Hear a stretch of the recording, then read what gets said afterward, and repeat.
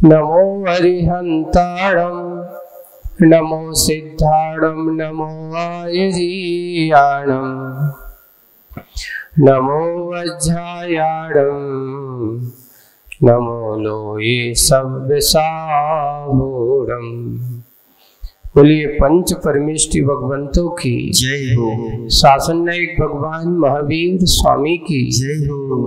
परम पूज्य आचार्य गुरुदेव श्री विद्यासागर जी महाराज की जय हो। अहिंसा परमो धर्म की जय हो। परम पूज्य मुनिवर्षि अजित सागर जी महाराज की जय हो। उर्दू में इसका रूप अर्थ होता है आत्मा। अब उसकी ओर दृष्टि करिए। कब तक संवारोगे शरीर को, कब तक श्रृंगार करोगे शरीर का। इसके श्रृंगार करते करते तेरा पूरा जीवन लग जाएगा, पर ये अपने स्वभाव को छोड़ने वाला नहीं है, क्योंकि इसकी जो प्रकृति है, इसका जो स्वभाव है, ये कभी जाने वाला नहीं है। आज उसी विषय को लेकर के और अच्छे से आप लोगों को अध्यात्म की उस बात पर ले जा रहे हैं मुखमाटी में कि कब तक तुम अपने इसको सुधारने की, संवारने की कोशिश करोगे। अब तो आत्मा की ओर दृष्टि करिए। आत्मा को सुधारना है। फूल शाख से न तोड़िए, खुशबू से प्यार। फूल को तोड़ने की, तुझे फूल क्यों तोड़ रहा है? तुझे खुशबू की जरूरत है। अरे दूर से जब तेरी नाक में खुशबू आ रही है तो अब तोड़ने की जरूरत क्या है? पर होता ही है कि आत्मा खुशबू तो लेता ही है, लेकिन जो खुशबू देने वाला है उसको भी तोड़ने की कोशिश करता है। बस आज का वही विषय है। एक जीव है, एक रागी जीव है, एक विरागी जीव है। कल जो आचार्य ने कहा था, त्यागी और विरागी का और रागी, संसार में प्राणी सुख का प्यासा है, परंतु क्या? रागी का लक्ष्य बिंदु अर्थ है। क्या रहा? रागी का बिंदु अर्थ रहा, और त्यागी विरागी का परमार्थ। एक का लक्ष्य परमार्थ होता है, एक का लक्ष्य सांसारिक अर्थ होता है। बस अंतर इतना है, सूक्ष्म अभेद भेद रेखा बाहरी आदान प्रदान पर आधारित नहीं है। पेज नंबर निकाला मुखमाटी पे 141 है, 141 पे चल रहा है अपन। यानी सूक्ष्म अभेद रेखा बाहरी आदान प्रदान पर आधारित नहीं, भीतरी घटना है। ये बाहर की घटना नहीं। कौन सी घटना है? भीतर की घटना है, शास्त्रित है, अपने उपादान की देन है, निमित्त की देन नहीं है। आपका उपादान किसकी ओर, अर्थ की ओर जा रहा है कि परमार्थ की ओर जा रहा है? सोच। क्योंकि शिल्पी श्रृंगार रस जब अहंकार में तना हुआ है उसको समझा रहा है, तो शिल्पी का संबोधन उसको बहुत अच्छे से हो रहा है। और होते हुए यहाँ शिल्पी श्रृंगार रस के बारे में और अच्छा सा कहा, सही अलंकार सही श्रृंगार भीतर झांको, आंखों से हे श्रृंगार।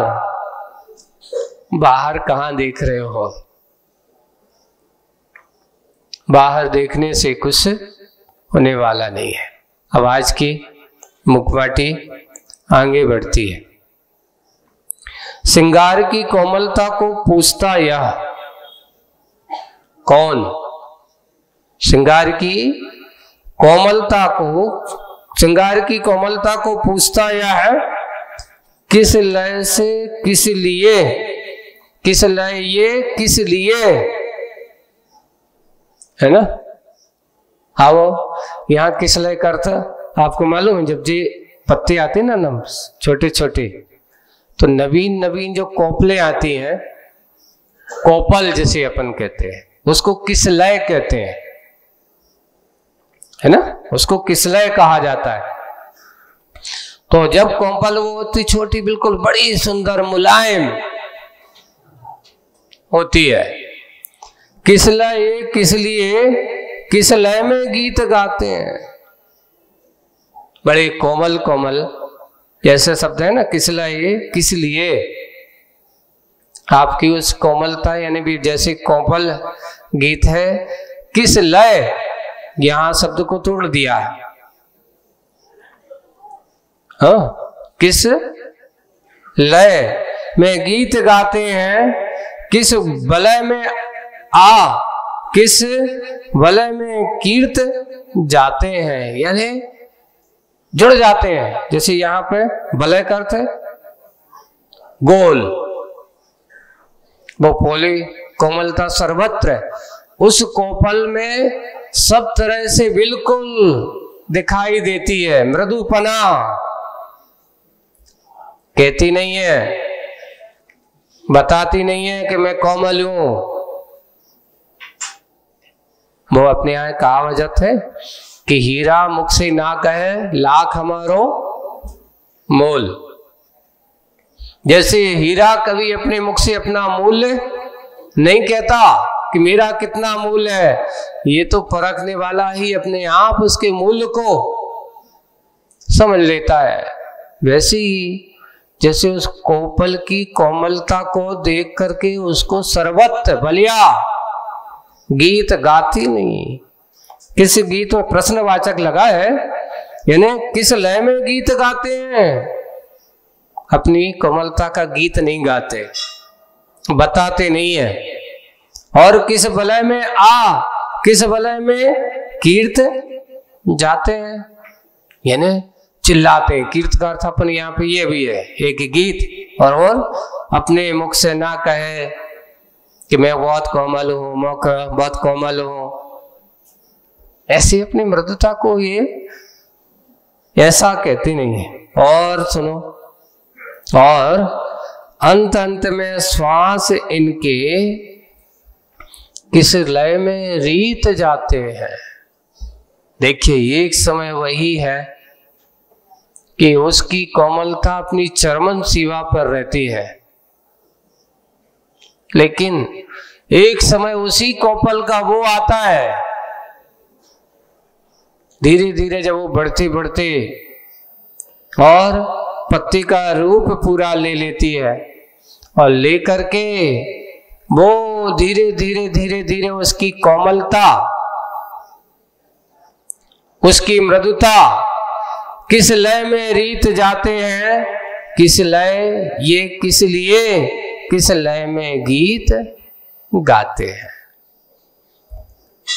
थोड़ा सा शब्दों का खेल है यहां पर आचार्य जी ने, कि देखिए यहां पर ये दुनिया की इस परंपरा को देखते हैं, इस दुनिया की रीति को देखते हैं कि जो कभी बचपन में बड़ा सुंदर था, बुढ़ापे में वही व्यक्ति कितना सुंदर है। लोग याद करते कि देखो बचपन कहाँ गया, जितने समय हमारा वो अच्छा शरीर, सुंदर रूप, खेल कूद, जैसे चाहे जहां चाहो जैसा कूदो वैसे छलांग लगाओ। बुढ़ापे में लोग कहते हैं बचपन के दिन याद आते हैं। ऐसी यहां पुद्गल की परिणति के बारे में उस किसलय कोपल को एक माध्यम बना करके, कि उस कोपल की एक समय वह था कि जिसकी सुंदरता, जिसकी कोमलता सबसे ज्यादा थी, पूरा सर्वत्र बलियाकार जहां देखो वहां, लेकिन उसको कोमलता बताने नहीं पड़ती थी। आज धीरे धीरे धीरे जब वह विकास चरम पर पहुंचती है, पर्यायों की परिणति भी बिल्कुल ऐसी ही है कि जो बचपन में था वो जवानी में नहीं, अब जो जवानी में था वो प्रौढ़ अवस्था में नहीं, और प्रौढ़ अवस्था में जो है तो वो बुढ़ापे में नहीं। बस याद करो, लोग गीत गाते हैं, भैया हम जब तुम्हारे जैसे थे क्या करत थे, हम तो ऐसा करते थे, अब क्या करें, अब हिम्मत नहीं रही। अरे भाई, गतम न सोच्यम, जो बीत गया सो रीत गया, आने वाला नहीं है। वही परिणति किस लय में रीत जाते हैं, पता नहीं चलता। एक एक क्षण, एक एक पल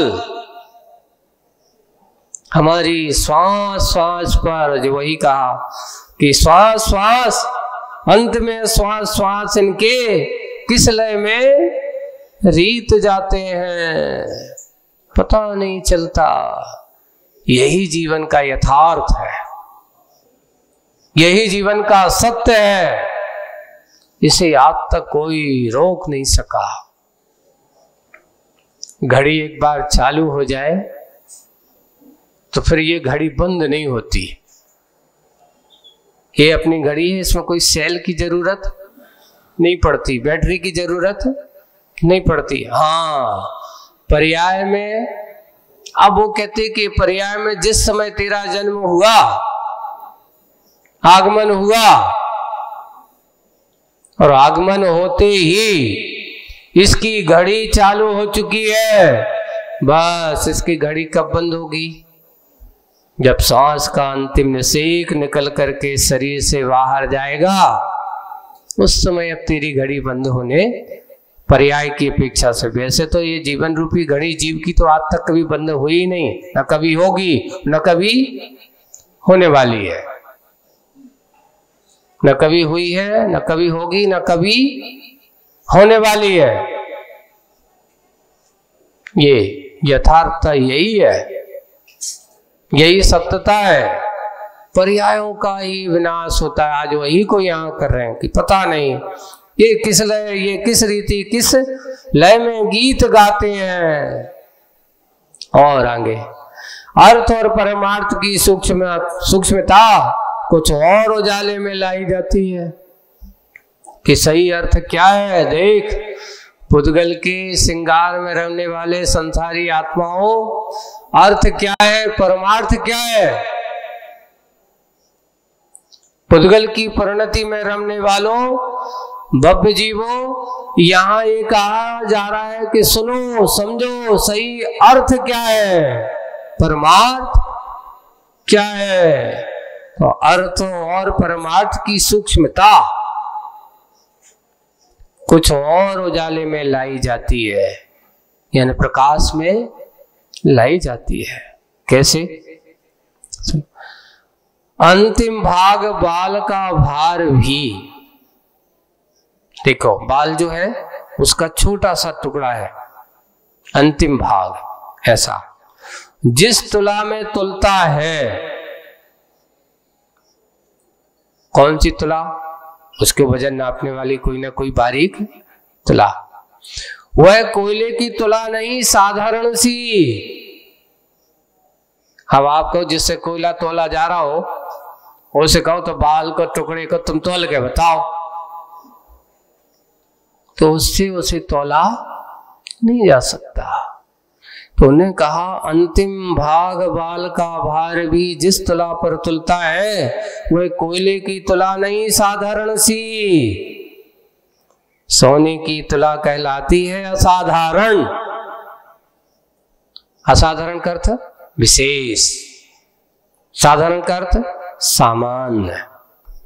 वह विशेष तुला है जिस पर वह बाल का बालाग्र भी तोला जा सकता है कि कितना छोटा सा छोटा तोड़ा जो होती सोने की तुला पर, उस पे ऐसा। तो सोने की तुला भी कहलाती असाधारण। सोना तो तुलता, सो अतुलनीय नहीं है। सोना अतुलनीय नहीं है क्योंकि तुलता है, और तुला कभी तुलती नहीं। बताओ, देखो तराजू को तोलने वाला कोई नहीं, क्योंकि वो दूसरों को तो तोलती है पर स्वयं को नहीं तोलती है। जो दूसरों को तो वो क्या करती है, तौलती है, इसलिए यहां लिख रहा है सोना तो तुलता है सो अतुलनीय नहीं, और तुला कभी तुलती नहीं सो अतुलनीय रही। उसको अतुलनीय कहा, उसको कभी तौला नहीं जा सकता। और परमार्थ तुलता नहीं कभी, वो बता रहे हैं, इसलिए उदाहरण देकर के आपको समझाया जा रहा है। परमार्थ कभी तुलता नहीं कभी अर्थ की तुला में।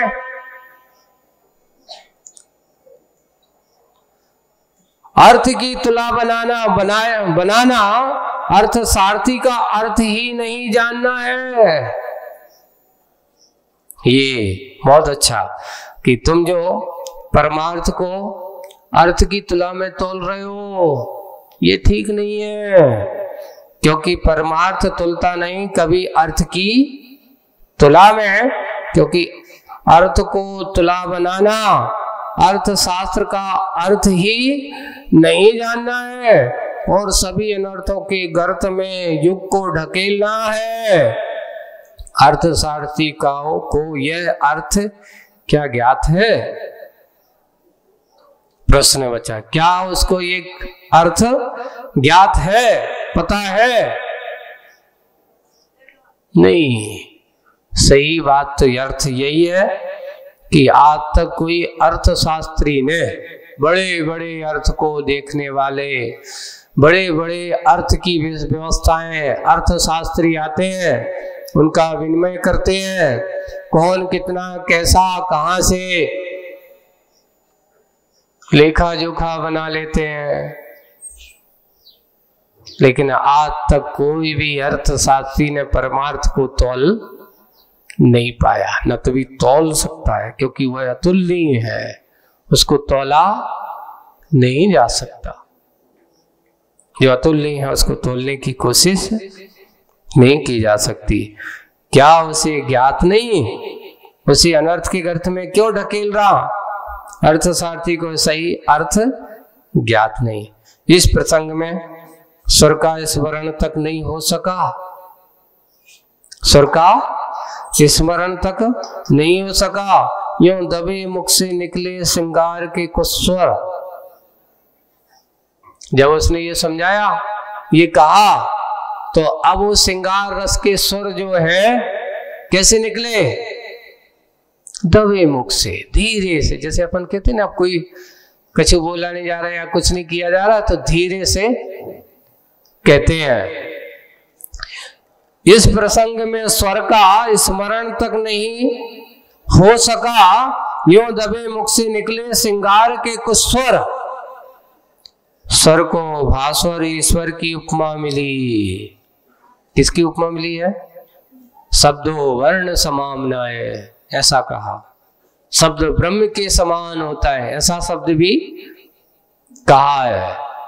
इसलिए यहां क्या कह रहे हैं? श्रृंगार रस के कुछ स्वर नहीं निकले, स्वर को भास्वर ईश्वर की उपमा मिली है। शब्द ब्रह्म है, ऐसा शब्द लिखा जाता है। ये शब्द भी, इसलिए उसको ईश्वर की उपमा भी मिली है। ईश्वर ने भी ईश्वर को अपनाया है।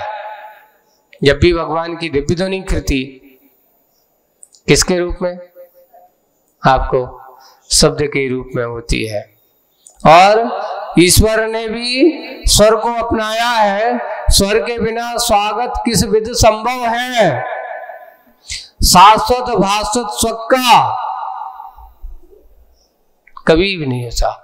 ये हमारे पास जो जिनवाणी है, आज आप लोगों को पढ़ने में आ रही है, चाहे वो मूक माटी हो, समय सार हो, प्रवचन सार हो, आदि आदि, कोई भी जितने भी प्रवचन हैं, जितने भी शब्द हैं, ये शब्द का एक ब्रह्म का स्वरूप माना है, और शब्द को ईश्वर का रूप जैसा दिया है, क्योंकि ये उनकी वाणी है। महापुरुषों की वाणी होती है, और वाणी को वो शब्द रूप उनको स्वीकार करा बिना स्वागत किस विधि? शाश्वत भास्वत स्वका वे शब्द उस सुख की ओर बताने वाले हैं जो आपके अंदर है, आपकी परिणति में है। और सुर संगीत का प्राण है। ये शब्द जो है संगीत के क्या है? जब इनको, इन शब्दों को बहुत अच्छे से संयोजित करके और अच्छा छंद बना करके, जब लयबद्ध होकर के इनको सुनाया जाता है तो प्राण का रूप होता है। संगीत सुख की रीढ़ है। क्या है संगीत? एक व्यक्ति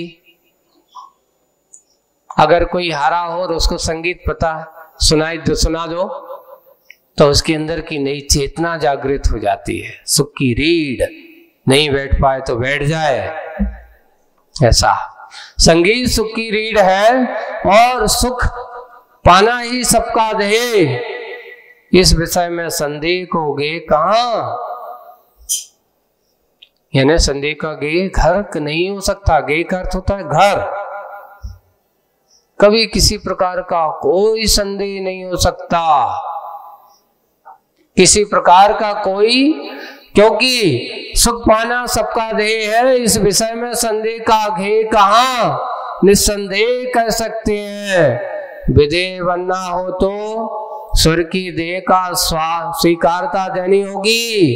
हे देहिन, हे शिल्पिन,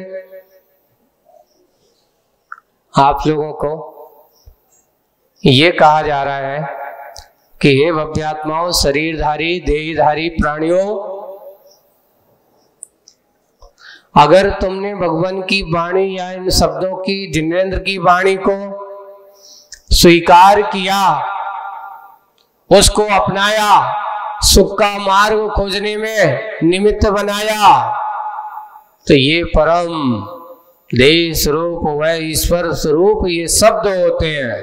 वाणी में इतनी क्षमता होती है कि अगर व्यक्ति के अंदर बाण भी छिदे हो और एक वाणी अच्छी मृदु हो तो वहां पर भी वे अपने प्राणों में एक नई चेतना, नई ऊर्जा ला सकता है। संबोधन में इतना क्षमता है, बाण में इतनी क्षमता होती है। जैसे कि एक उदाहरण आप लोगों के सामने आता है। कौन सा? बोले भीष्म पितामह का, महाभारत का वो प्रसंग है। और उनके अंदर ये भाव है कि नहीं,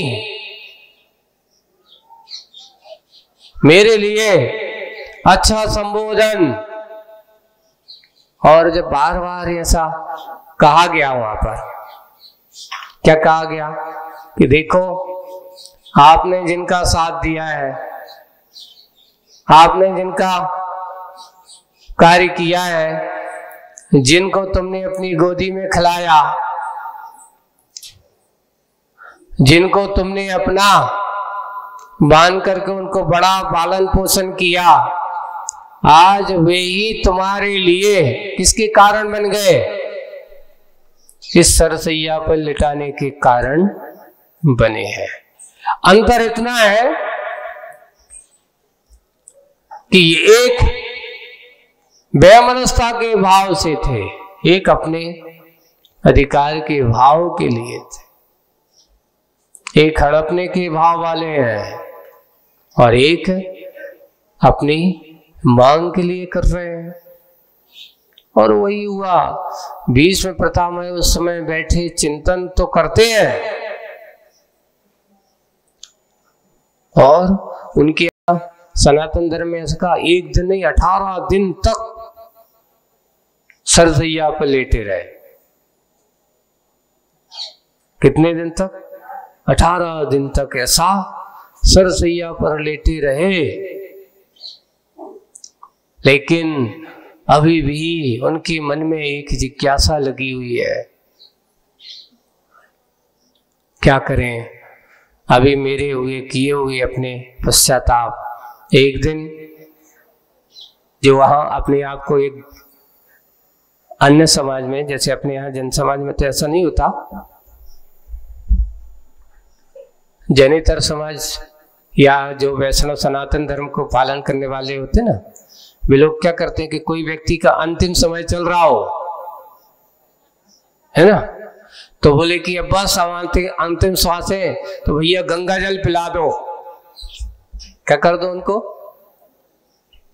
उनको अब जैसे अपने यहां कहते नमोकार मंत्र सुना दो, उनके यहां ये कहा जाता है।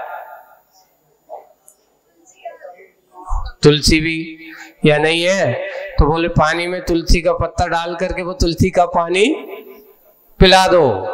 एक उसका ऐसा हो जाए, परंपराएं वहां पर ऐसी चलती हैं। उसका अर्थ यह है कि उन्हें अंत के स्वरूप को सुधारने का कार्य कर दो।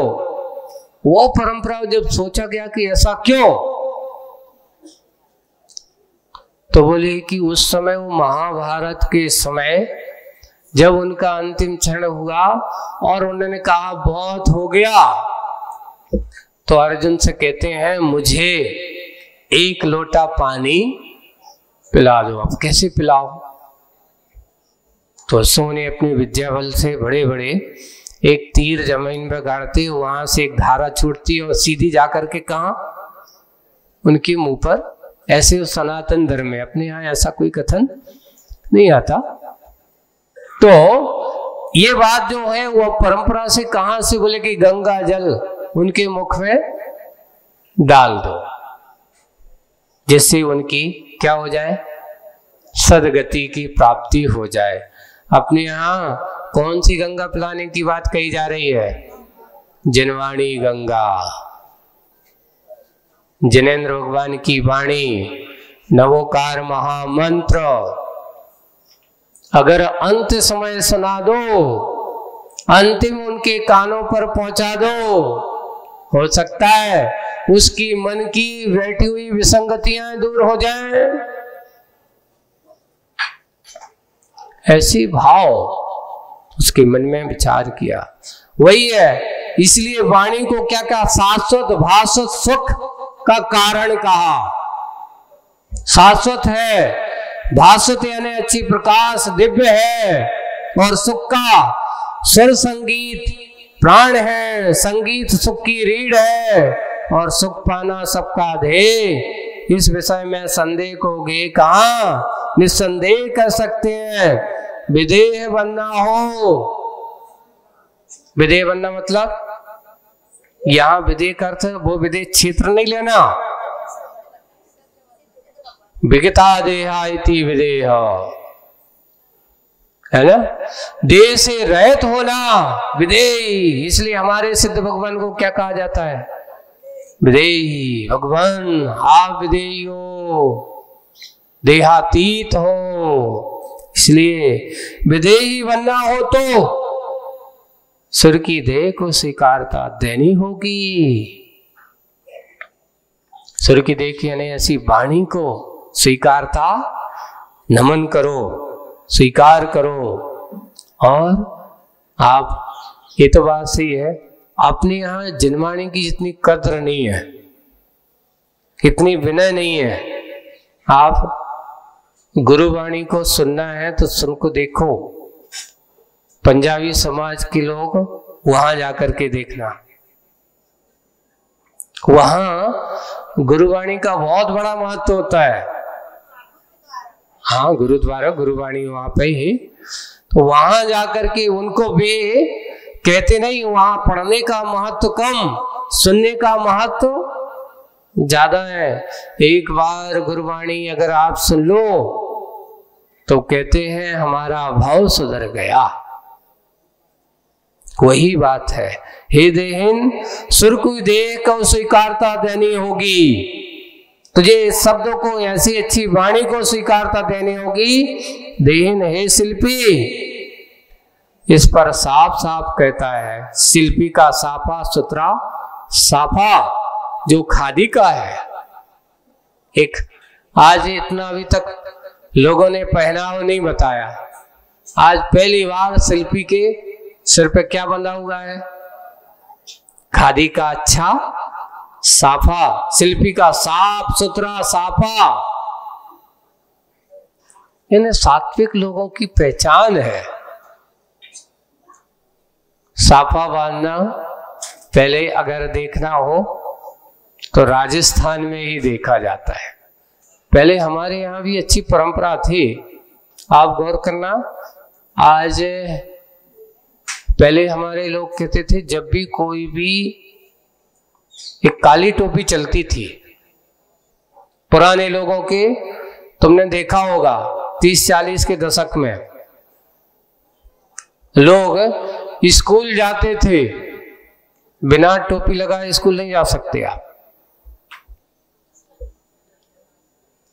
स्कूल जाते थे, वहां वेशभूषा होती थी।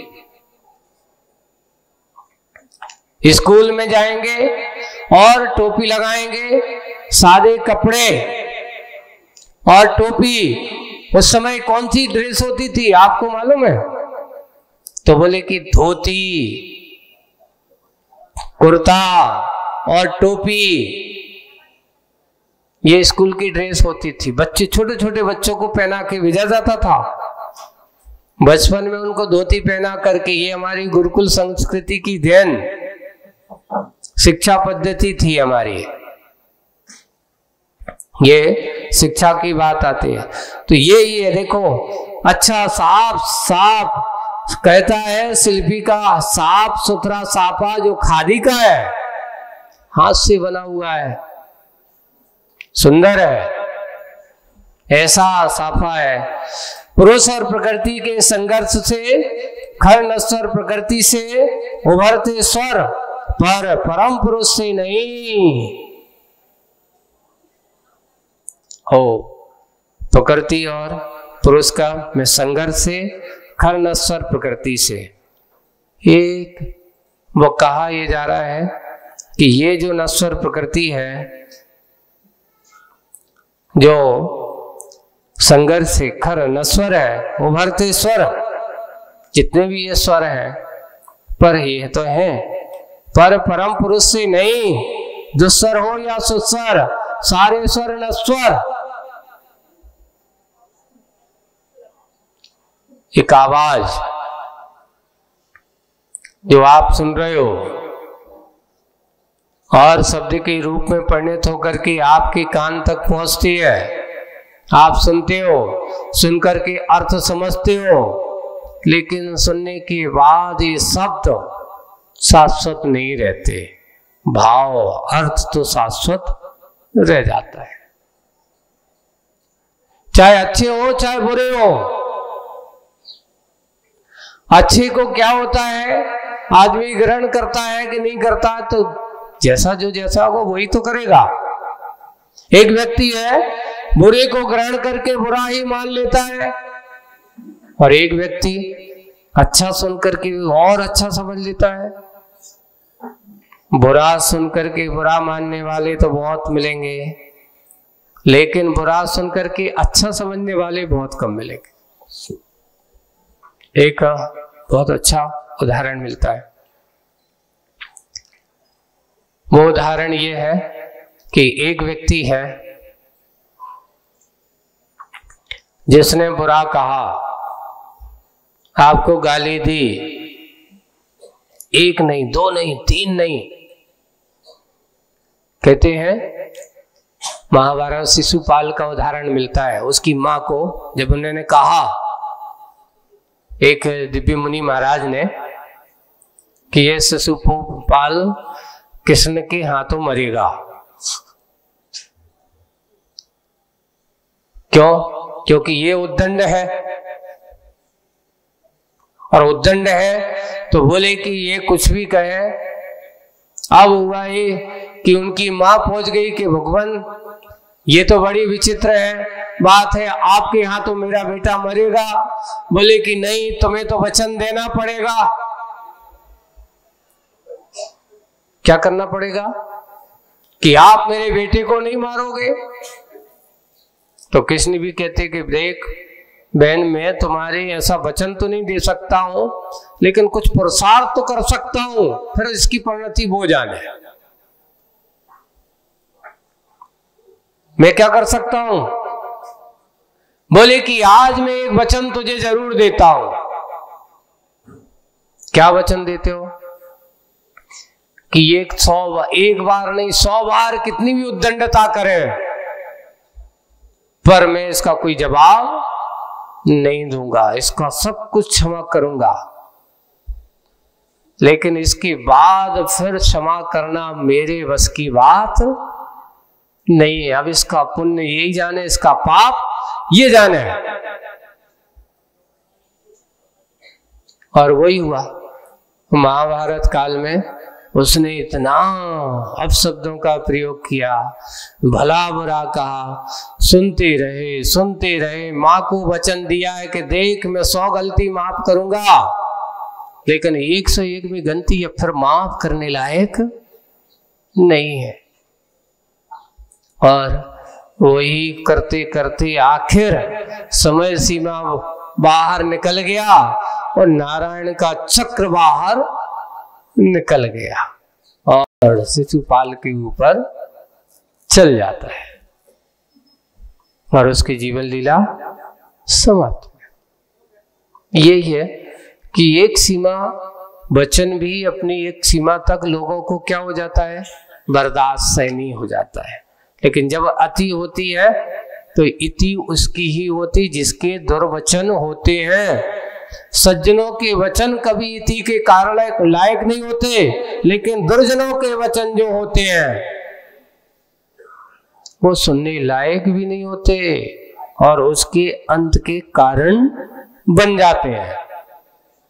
वही है, वचन तो हर रहेगा, लेकिन साथ साथ अगर कोई व्यक्ति उसके साथ बुरा व्यवहार करे, एक तो मुंह खराब अपन कहते हैं, एक तो बोलो अच्छे बोलत नहीं है, साथ साथ में दुराचारी, दुराचरण करने वाला है, डबल हानि। वही है, दुस्सर हो या सुस्वर, सारे स्वर नस्वर, भले ही अवनेश्वर हो ईश्वर परमेश्वर। हमारे ईश्वर और परमेश्वर तो वे शाश्वत है, उनका कभी विनाश होने वाला नहीं है, लेकिन उनके जो शब्द हैं, परंतु ईश्वर परमेश्वर भले ही अवनेश्वर हो, परंतु उनके स्वर तो नश्वर ही हैं। श्रवण सुख सो स्वर में निहित क्यों ना हो, कुछ सीमा तक प्राथमिक दशा में अविनश्वर स्व का बाह्य साधन सुर रहा है। एक बात है, कानों से श्रवण सुख सो सुर में निहित क्यों ना हो, अच्छी लग रहे हो, आप कानों को सुनते समय अच्छे लगते हैं कुछ सीमा तक प्राथमिक दशा में, लेकिन अविनश्वर सुख का बाह्य साधन, जो बाहर का जो साधन है, सुर रहा। संगीत सुनते सुनते सुनते तन्मय हो जाते हैं, बहुत तन्मय हो जाते हैं, लेकिन कब तक सुनते सुनते फिर बाद में वह संगीत कैसा लगने लगे, थक जाते हैं, तो अब बस बहुत हो गया, अब रहना दो।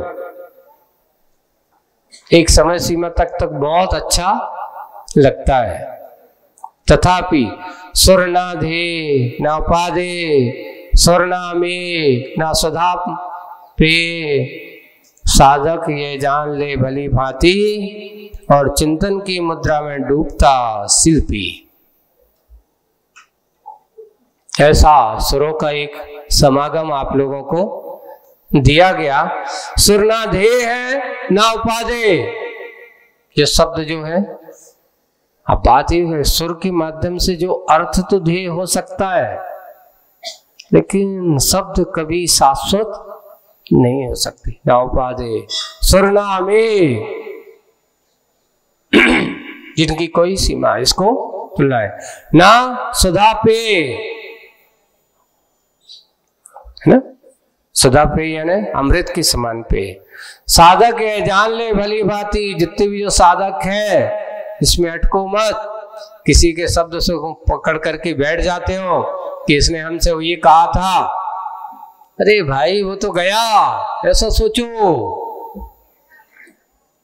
जो आज तक कभी शाश्वत नहीं है, हम उसको पकड़ के बैठे। तुमने उस दिन हमसे ये बोला था, भैया हमारी तो क्या हो रहा है, बेबां वचन तुम्हारे आज तक हमारे सीने में चुभ रहे हैं।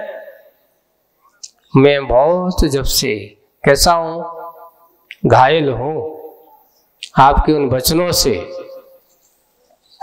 मुझे बहुत बड़ा आघात पहुंचा है, मैं आपके उन वचनों से बहुत आघात हो गया हूं।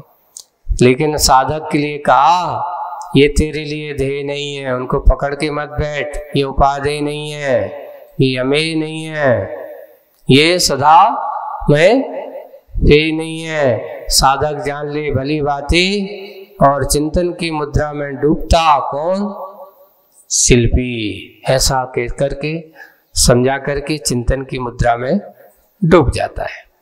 ओ श्रमणा, कान को कहा जा रहा, सुन, है ना, यहां श्रवण नहीं कहा, ओ श्रवणा। कितनी बार स्मरण किया सुर का, ओ मनोरमा, कितनी बार स्मरण किया सुर का। मन को भी, है ना, मनोरमा किसका अर्थ था, मन को जो अच्छा लगे सो उसका नाम मनोरमा। तो ऐसा वह कितनी बार स्मरण किया सुर का, कब से चल रहा है संगीत गीत, या कब से पता नहीं। कितना काल अतीत में व्यतीत हुआ पता हो बता दो।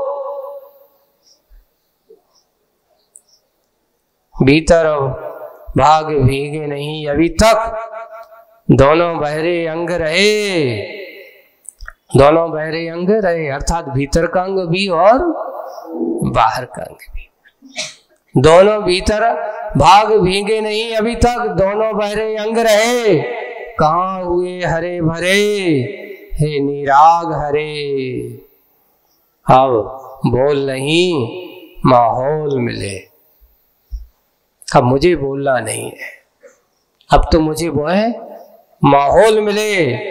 संगीत की सुख रीढ़ कर कर स्वयं की प्रशंसा मत करो। ऐसा कौन से कहा जा रहा है, ज्यादा संगीत की प्रशंसा करके, संगीत की सुख की रीढ़ कहकर स्वयं की प्रशंसा मत करो। सही संगीत की हिंसा मत करो। रे सिंगार, रे सिंगार, ये सिंगार जो कह रहा है, देख मैं संगीत ही सुख की रीढ़ है, उसकी प्रशंसा मत कर। सही संगीत की हिंसा मत कर। रे सिंगार, क्या कहा जा रहा है, संगीत उसे मैं मानता हूं जो संगातीत होता है। संगातीत का अर्थ परिग्रह से रहित, जो परिग्रह से रहित है वही सही संगीत है, होता है। और प्रीति उसे मैं मानता हूं जो अंगातीत होती है। सही प्रीति तो अंग को देख करके प्रीति करना, ये तो रागियों को समझ है। सही तो वह प्रीति जो अंगातीत हो। उन सिद्ध भगवंतों की मेरी सगी संगीत सप्त स्वरों से अतीत है। मेरा जो सगी संगीत है वो 7 स्वरों से कैसा है, अतीत है। ऐसा सिंगार के अंग अंगे खग उतर सील वाले हैं। युग छलकता जा रहा है और सिंगार के रंग रंग ये अंगार सील वाले हैं। युग जलता जा रहा है, इस अपाय का निवारक उपाय मिला इसे आज अपूर्व पेय के रूप में। एक स्वाद्भुत जैसे ठंडाई, अमृत पान, गर्मी में जैसे जाते हो और आपको पानी के साथ साथ अच्छा ठंडा ठंडा पेय, मधुर पेय मिल जाता है तो आदमी बिल्कुल कहता है वाह, सारी गर्मी उतर गई, सारी गर्मी दूर हो गई। वही बात यहाँ कि सिंगार में जब इससे बात सुनी कि सही संगीत क्या है, वो संगीत, वही संगीत उसे मानता हूं जो संगातीत। तो परिग्रह वालों का संगीत संगीत नहीं। अरे संगीत तो वो है जो अंतरंग के परिणामों से गाया जाए, अंतरंग की उस धुन में गुनगुनाया जाए। अरे बाहर तो संगीत चले और अंदर से कैसे हो, मुरझाए हुए से हो, तो वो बाहर का संगीत अच्छा नहीं लगता। वही संगीत सही है, संगातीत, परिग्रह, मोह, इच्छा, मूर्छा, परिग्रह से रहित हो। और प्रीति उसे मानता हूं जो अंगातीत हो। मेरा संगीत संगीत है सप्त स्वरों से अतीत। ऐसे स्वरों में रहने वाला मेरा संगीत नहीं है। श्रृंगार के अंग अंग ये खग उतार खंग खंग उतार सील वाले हैं। ऐसे खंग यहाँ पे अर्थ उससे रहित, उतार सील वाले हैं, बिल्कुल उससे जैसे अपन रहित हो जाना। खंग का अर्थ यहाँ पे उससे दूर, उतार सील वाले हैं। युग छलकता जा रहा है और श्रृंगार के रंग रंग ये अंगारशील वाले हैं। जितने भी हैं ये अंग अंग अंगारशील। मुझे युग जलता जा रहा है, इस अपाय का निवारक उपाय मिला इसे आज। कैसा अपूर्व पेय के रूप में, ऐसा ये सुंदर पेय के रूप में मिला। किसके माध्यम से? शिल्पी के माध्यम से। और शिल्पी उसे और समझा रहा है। आज की बात अपन यहीं रुकते हैं और रुक करके आगे की बात समझेंगे बाद में। बोलिए परम पूज्य आचार्य गुरुवर श्री विद्यासागर जी महाराज की, परम पूज्य मुनि श्री अजित सागर जी महामुनि राज की जय। वाणी माता की जय।